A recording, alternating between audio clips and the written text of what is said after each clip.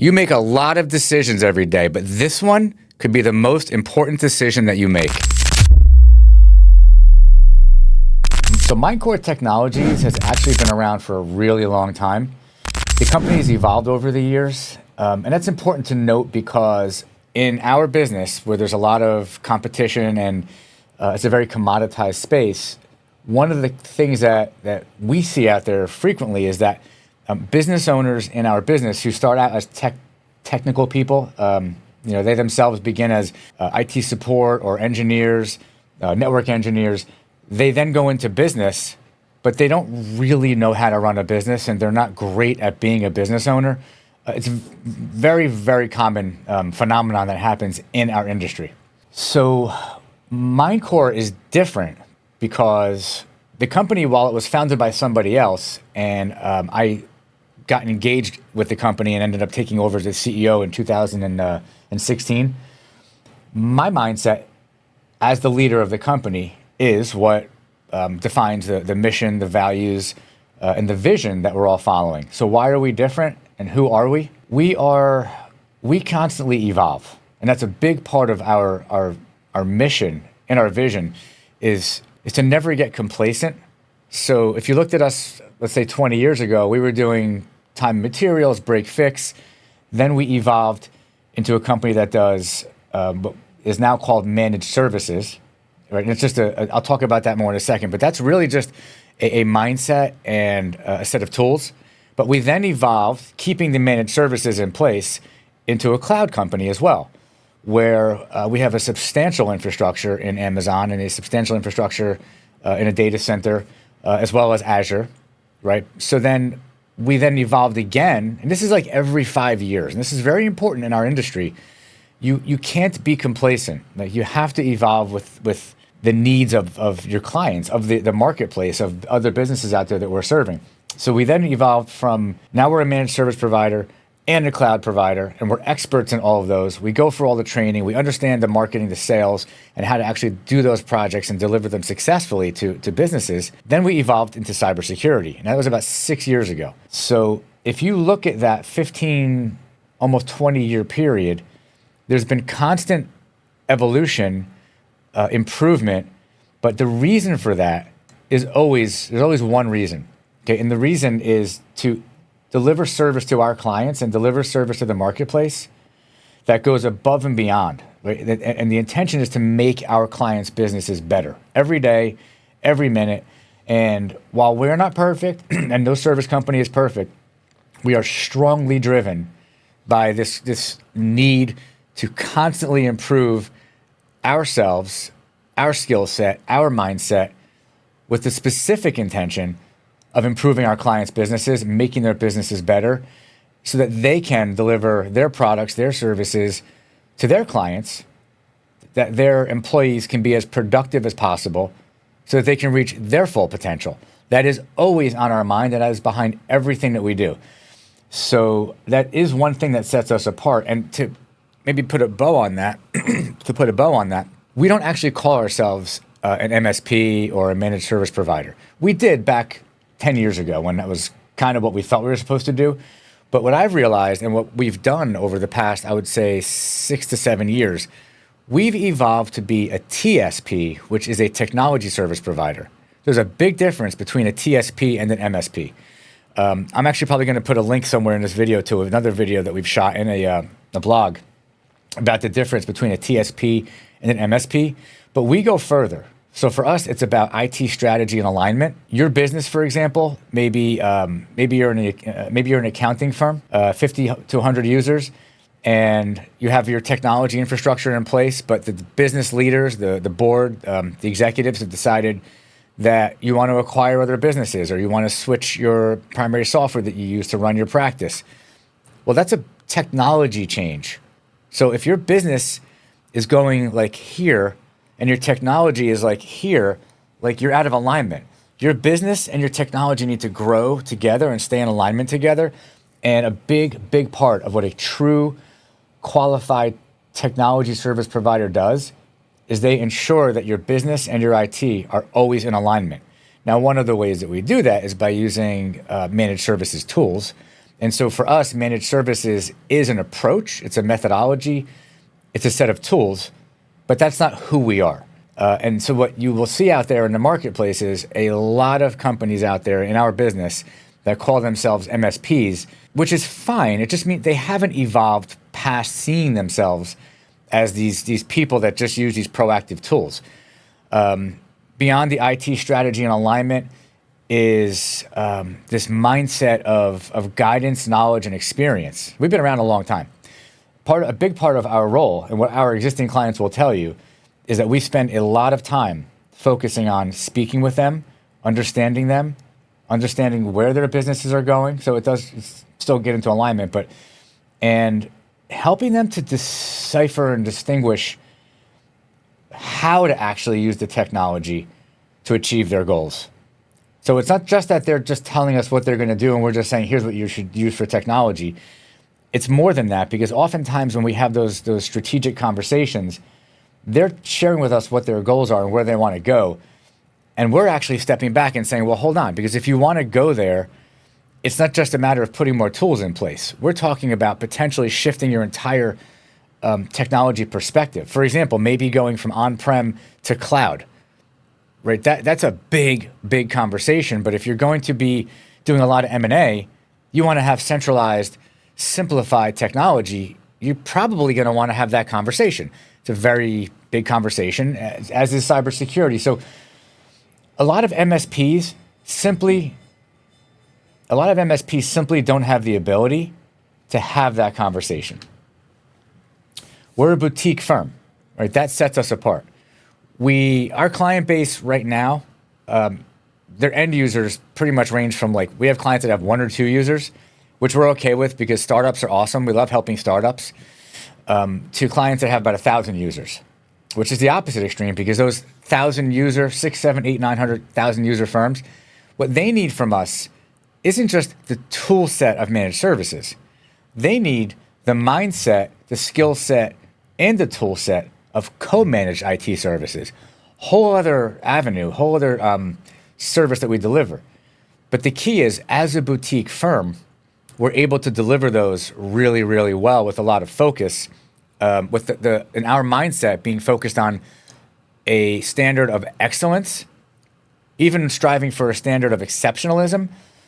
Also very uncommon to find that in our very commoditized business. And by the way, when you're interviewing firms, because you're looking to make a change, these are things you want to be asking. You want to be finding out about the mindset, the skill set, and really the way that the company operates. Are they an MSP? Are they a TSP? You really want to find that out. One other thing that's really important to point out, right, when we talk about what sets us apart, let me tell you what our clients say about us. Because I can say this, all day, but what our clients say about us, when they first come to us, I actually hear people say the following things. They have a lack of faith, big time. They have a lack of faith in their current provider. They've lost trust in their current provider. Issues take too long to get resolved, right? It just takes too long to get things done. Projects are not successful. So there's frustration, there's disappointment because projects are not going well. They're going over budget, out of scope. It's just painful. A big thing I hear is that our current provider is not giving us guidance. They're not advising us. And we don't even know what to do. What do we do for cybersecurity? What are we supposed to do versus what are we doing? They come to me like confused. And it goes back to disappointment because they don't know. And I'll say to them, well, did you speak to your current provider? And they'll say, yes, but we just can't, it doesn't feel like they know what they're talking about. Okay, this is not uncommon. Okay, and it is not to say that these other providers are bad. They're not bad people. They're not bad companies. It goes to the evolution. Are they evolving? Are they staying current? Better yet, are they ahead of the curve and are they actually able to give you truly good advice? So what our clients say about us is that they actually feel more safe, more secure. They feel more confident. They get better resolution times. They feel that they're getting clearer information and better communications with more consistency. And that now that they've switched to us and they've worked with us for a few months, they actually will tell us, and this is 100% of the time, that they are glad that they made the change. They're glad that they found us. And the provider that they had was nowhere near able to provide the level of service that we provide. And the people that they spoke to that they were actually interviewing probably wouldn't have been able to do it either, because they were also those MSPs that are still kind of on a treadmill, kind of doing the same thing the same way, but they didn't have the evolved thought process. Okay, and that leads into one of the things that really does make us different, and that does stand out, and that we do demonstrate for people when we're doing, usually on a second or third meeting. Our workflows, our processes, our culture, our way of doing things is very highly evolved. Now, you might be thinking when I say that, oh, you must be more expensive than everybody else, because sometimes that's what people say to me. We're not. We just run the business with a focus on our client's business, our client's success, and a huge, huge part of that in our own culture is elevating and escalating our own team's mindset, right? So we train constantly on behavior, on emotional intelligence, EIQ. We role play every day, no joke, on some issue that happened the day before that we feel we can do better on. So we actually role play it every single day. So there's this persistence and there's this consistency with constant improvement. And we do that with discipline. And the truth is, that's how I'm wired. And as the owner of the company, it is not possible for anybody to work inside of Mindcore or to be a part of this team if they don't share those values. So that is a big part of what sets us apart. In an industry that is completely commoditized, when somebody says, how do you set yourself apart from other businesses? The only thing that we have is the way we deliver service and the experience that our clients feel. And if you go look at our Google reviews, you speak to any of our clients, this is all we have. It's their experience and their satisfaction and the fact that we make their business better. But we do it with workflows. We do it with simplifying things. We simplify IT. We do it with streamlining things. We work smart, not hard. Anytime we make a mistake, the first thing we do is we step back and say, why did we make this mistake? What's the root cause? How can we do it better? How can we avoid making this mistake? And not only that, how can we actually be way better next time with this? So all of that collectively all comes together to give us such a competitive advantage that, frankly, it is difficult for any company out there who's not operating at least at that same advanced level of thinking to compete with us. And so this is really, not to set the bar low, but when many people come to us because they're coming from MSPs who have not evolved or grown in years, in terms of the way they do things, when they come to us, they're like blown away. And I'm always like, we're not doing anything special, anything just so great. We're just doing what we think is the best thing we can possibly do, and we do it with consistency. But we don't get complacent. We continually try to improve that. That comes across to our clients as us being amazing and unbelievable. Let me give you an example of one of those things that we do. Your current provider, you call for support and they help you and they hang up and you go on with your day. It's probably the end of it. What we do, we've been doing this for about 8 years now. We'll close your service ticket. I'm sorry, we won't close. We'll take your service ticket and change the status into another status that reminds us that within 24 hours, we're going to call you back again. Maybe you had an email problem. Maybe your email was running slow. Tech thinks they fixed it. Within 24 hours, that tech is going to call you back and they're going to say, hello, Mr. or Mrs. End user. We spoke yesterday and I just want to make sure that your issue hasn't come back and everything is still okay. Usually they say, yep, we're fine. Everything's good. We're going to say to you, is there anything else we can do for you? Any other way we can help you or service you now? No, I'm fine. Fantastic. Now we close the ticket. Now today's Monday. Next week, there's a third touch. Every single service ticket that's closed this week, we pull a report next week and we call you. Just want to double check. I know this is the third time. Hopefully we're not being a pain, but we want to make sure that you're still okay. Some time has gone by. Did the issue come back? No, I'm fine. Thank you so much for asking. Awesome. Is there anything else we can do for you? No, great. That's 3 touches. The initial touch, the follow-up, and then the follow-up a week later. Nobody else, I've never spoken to a company that contacts us to work with them who's ever said that they've worked with a provider that does that. Now, I didn't invent that. I copied it from the Ritz-Carlton. Okay? Why? Because the Ritz-Carlton has the best customer service in a hotel industry you're ever going to find. So why not do what the people who are experts at it do? I want my clients to feel, Mindcore's clients to feel the same way that I feel when I go to a Ritz-Carlton. It is a great feeling. You feel like you're number one. You feel like every time that they're speaking to you, that you're the only person they're speaking to. That's what it's like to work with us. And on top of that, we are very technical. So all of that combined does set us apart. And it is not a simple question to answer by saying we have a better widget, because we don't. But what we do have, undeniably, is the best experience you're going to get. We have statistics to back it up. We have statistics that actually show it. We track all of it. And when you meet with us and we get into our second meeting, I actually show you all those statistics to back up the claims. As much as cybersecurity and bad actors are evolving, and they're using AI, and as much as it's cop and what's the expression? Cat and mouse. It's the police and the criminals. There's always like who's one step ahead of the other. It is a very difficult thing in cybersecurity to ever guarantee somebody that they're not going to have a breach. It's impossible to guarantee that. But what we are seeing right now is, especially with AI, they're getting really, really good at the social engineering. Social engineering was always like the most challenging thing to overcome. Social engineering is basically when somebody takes, let's say, a phishing email, they send it to you, and they're trying to take advantage of the weaknesses in your natural human behavior, like having moments of laziness, moments where you're tired, moments where you're not focusing, moments where you're in a rush and you're rushing through reading an email. Trust. They're actually using trust against you. You might get an email from Microsoft or Amazon saying reset your password, and they'll pop up a thing on the screen that says enter your user ID, enter your current password, enter your new password. Well, you entered all that and you just got breached. Those were always hard to detect. They're getting harder and harder to detect.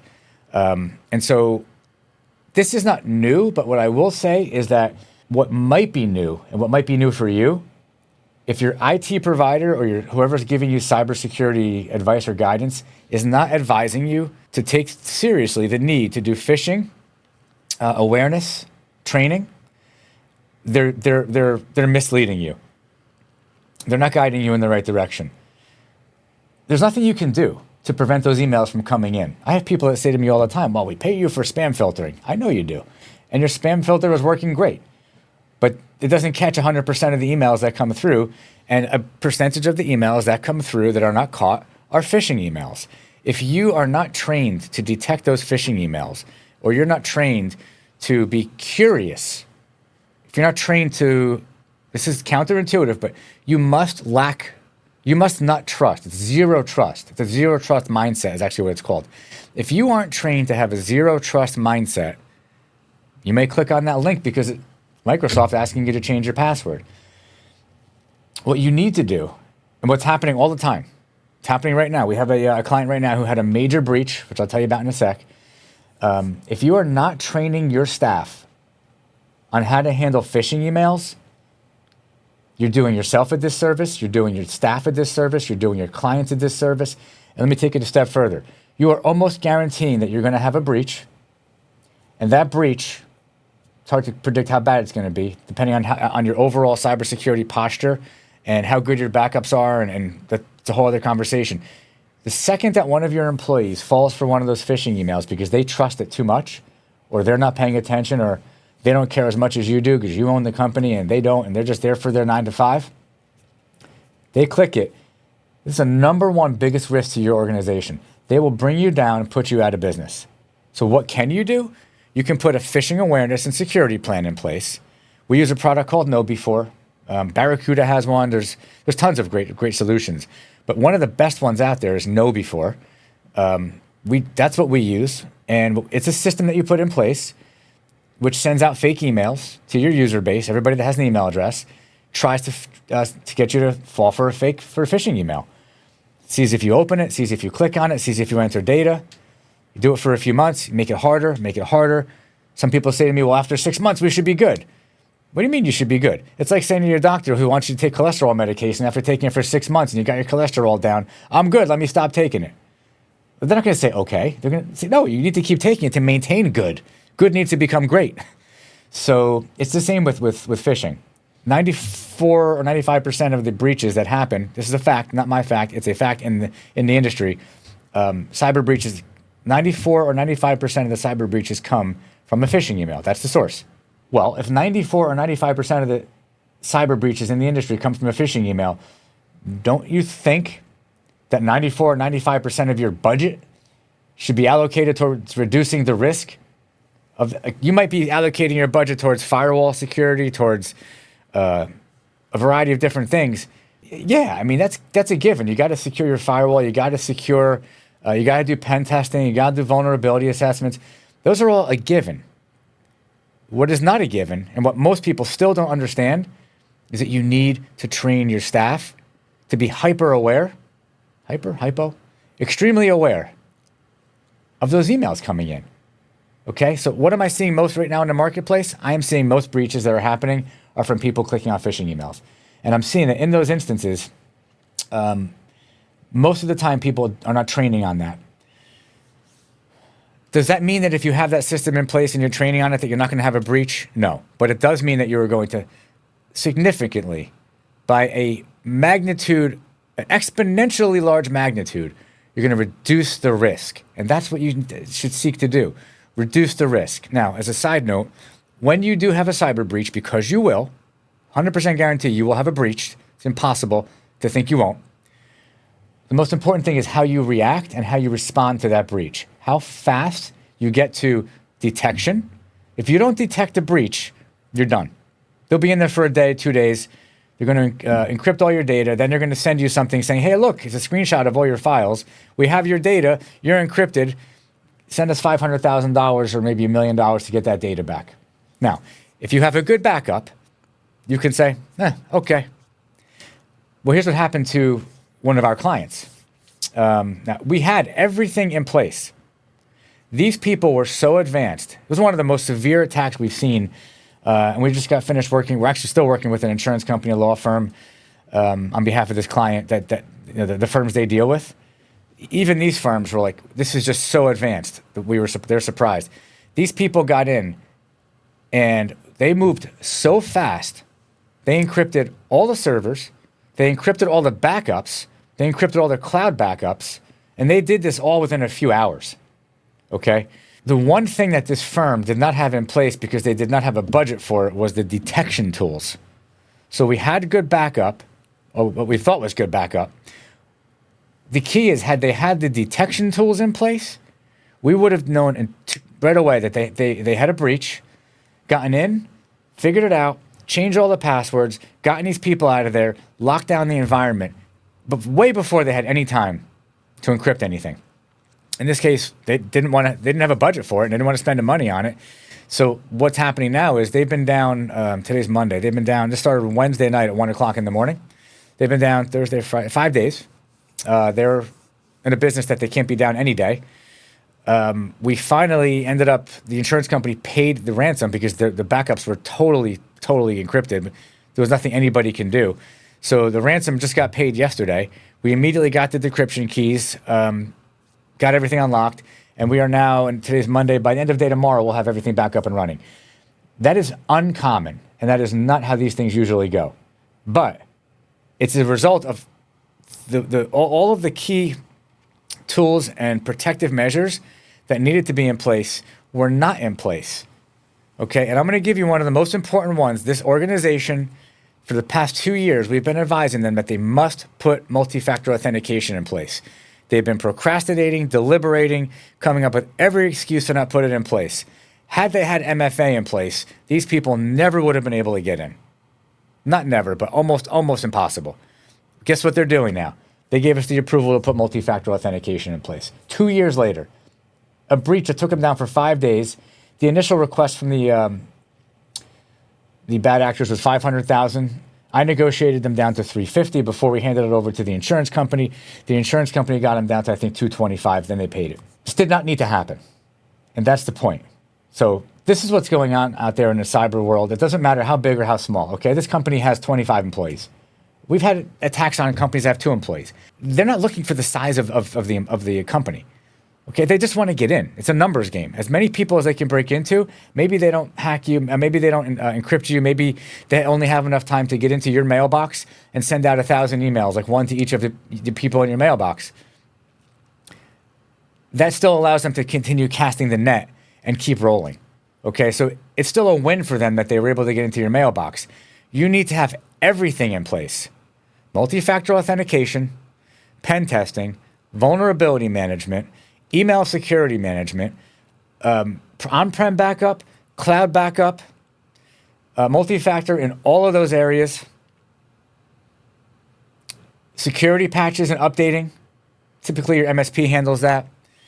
I'm forgetting a few things and are coming back to me, but there's a whole menu of things that you really, the spam, the phishing awareness training and constant testing. All these systems together, all of them, with a few more tools combined, are really the bare minimum that you should have in place. They're also the bare minimum that if you're in a business that has any compliance like HIPAA or anything else, these are the bare minimum things that and your insurance company want you to have in place to even get a policy in place for cyber insurance. This is about a zero trust mindset.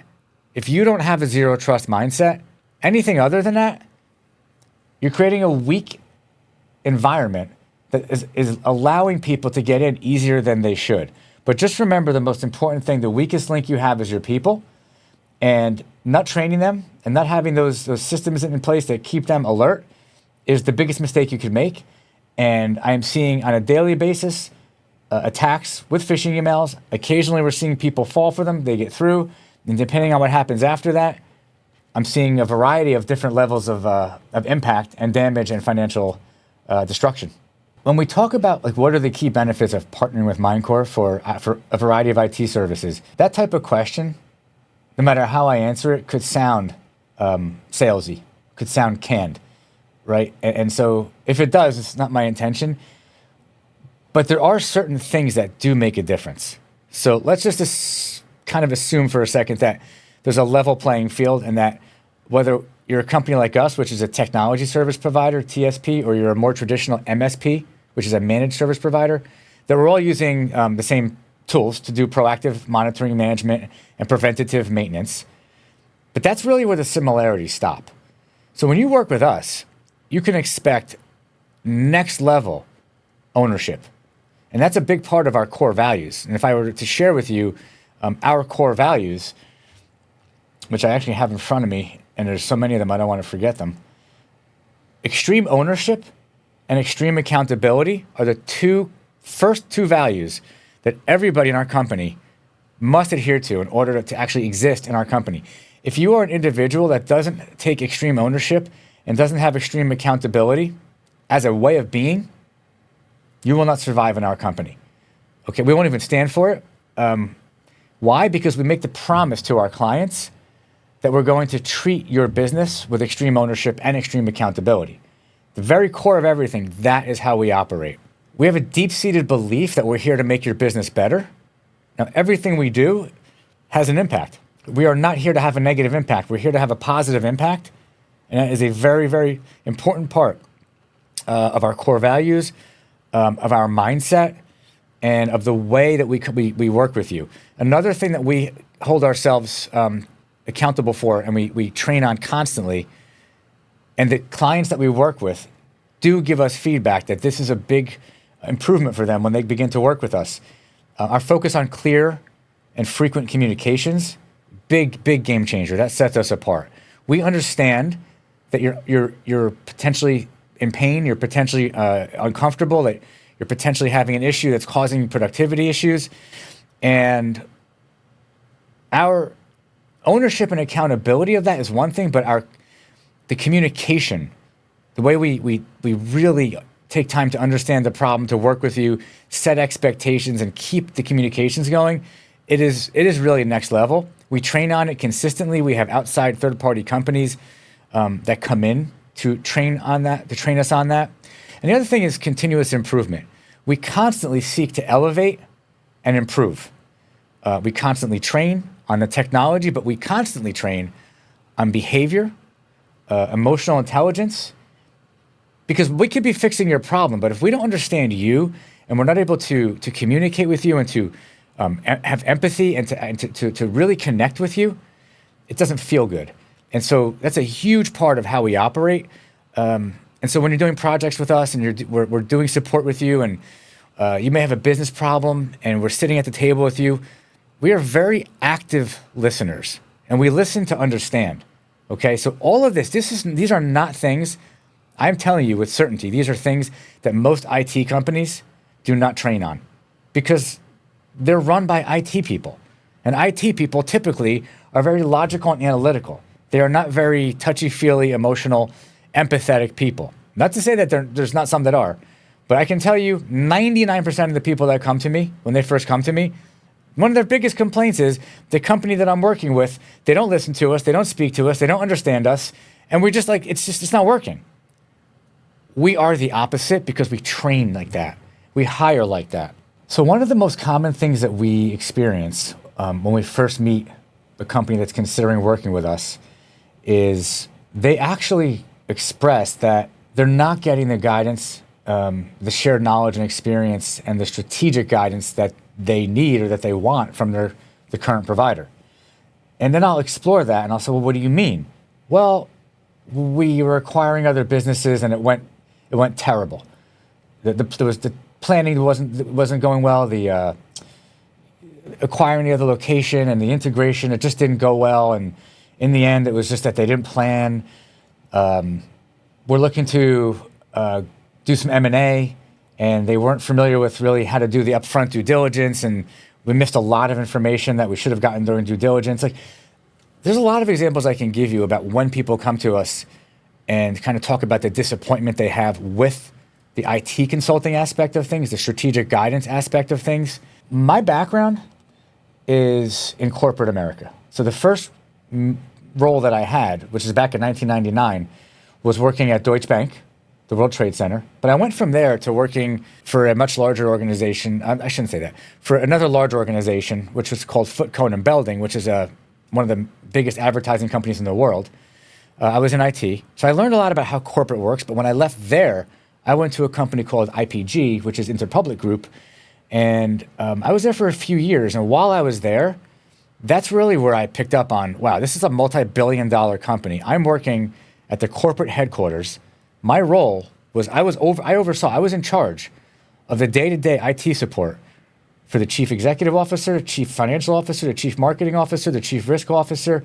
You go down the line, the tax department, the audit department, everything. They were all just me. It was one person in charge of all of that. And I got to see how these high-level executives think. And not only did I get to see it, I went out of my way to be around them, to get to know them. I mean, you would never in a million years be able to walk in and meet these people. It just doesn't happen. But I'm their IT guy. So I recognized that I had an opportunity, and I took it. And the opportunity that I recognized was these people unintentionally and unknowingly are going to mentor me through osmosis. But it went a step further than that. They had me in on this is a public company, so I was in at their board meetings, which nobody gets into those things. This is a multi-billion-dollar. I'm in their board meetings, running their slideshows, hearing how they think about growth, profit and loss, compensation for different people at different levels. It was just unbelievable.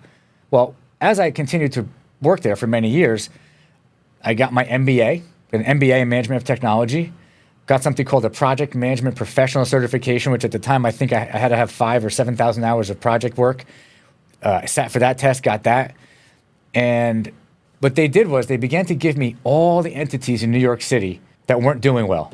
Smaller orphan companies, 100 users here, 100 users there. IT was crap. End users were unhappy. Networks were no good. But what they saw was how I fixed up the corporate environment and how our metrics were unbelievable, how fast we were closing tickets, how few tickets were reopened. Little by little, they ended up giving me more and more staff. Next thing you know, they made me the manager. 40 people throughout New York City, network engineers, people that were way technically smarter than me. But what I had was an ability to understand the executive language, the executive needs, the outcomes they wanted, how they needed to be communicated with, right? Most people in technology and IT don't understand how to speak to a business owner, how to speak to an executive. Most of them don't. They'll talk tech and blah, blah, blah. You can watch people's eyes glaze over because they just want the bottom line. They just want to know, what is the end result? Where do we go next? Give it to me. And I learned how to do that in corporate. So in Mindcore, we are able to deliver that multi-billion-dollar mindset, approach, service delivery model to companies that are doing 1 million a year, 5 million a year, 10 million a year. We have some clients that are doing 50, 100. I think we have clients doing up to 300 or 400 million a year in revenue. We sit with them, and this is the difference between an MSP and a company like us that has IT consulting expertise, where we can sit and have strategic executive conversations and guide you in the right direction, because we understand how to start that conversation. What's the current state? What's the desired future state? How do you see yourself getting there? How does the technology line up with that? What's the budget we need to present to you technology-wise to get there? Over how long? With a risk assessment of what could go wrong along the way, mitigating those risks, having risk mitigating ideas, right? This is so uncommon in our business. And what you will find is when you have a company that's owned by or run by anybody who has that big corporate experience and who's mastered the ability to apply it to small and medium businesses, that's the company you want. And that's what we do. And that is what all of our clients will tell you, because most of them, when they came to us, especially the larger ones, the clients that we have that have, 300, 400, 500 employees. I'll tell you one story real quick. We used to do the IT for the U.S. Golf Association, the USGA, based in New Jersey. When I first was introduced to them, another place you would not walk in the door, but I had a friend of mine who's in another business that served them, thought that they could benefit from what we do. When I sat down and met with the IT director there, they had 25 people doing IT support. I said to him, I can do that with 8 people. I can do it within 8 weeks. I could turn the entire organization's experience around, guaranteed. Took me 6 months to convince him. Presentations, it's a big company, so you got to do all the dog and pony. They finally hired us. I took our Mindcore business model, literally dropped it in at the U.S. Golf Association. Took me 4 weeks to stand it up. 2 more weeks, which is 6 weeks total, to have it all running, all in place. When we first pulled our first reports and we had the KPIs, the difference was night and day. They got rid of 25 people, saved them a fortune. Our results within 6 weeks were already better than what they had been doing for the past 20 years. We had that account for 5 years. And I believe the only reason we ended up losing the account was because they had a new director, overall CEO, and they decided to take everything we put in place and do it themselves. You're welcome. And to this day, they're still using the exact same model that we put in place there. They just decided to bring it in-house. That's called co-managed IT. And we've done it for many, many, many companies since then.